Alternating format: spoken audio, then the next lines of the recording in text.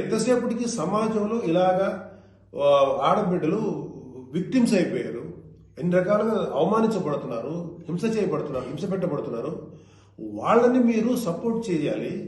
వాళ్ళని సపోర్ట్ చేయకుండా వాళ్ళ మీద అట్రాసిటీస్ చేసే వాళ్ళని సపోర్ట్ చేస్తారేంటి?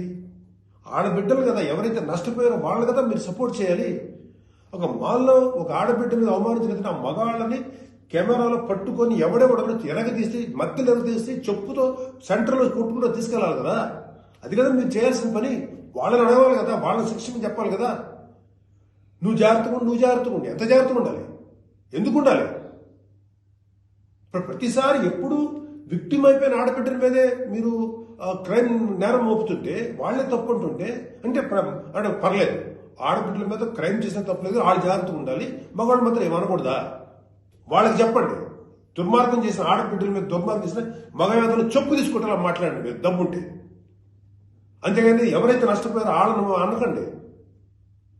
ఆ స్థానంలో మన బిడ్డలుంటే ఎంత బాధపడుతుందో అది ఆలోచించండి.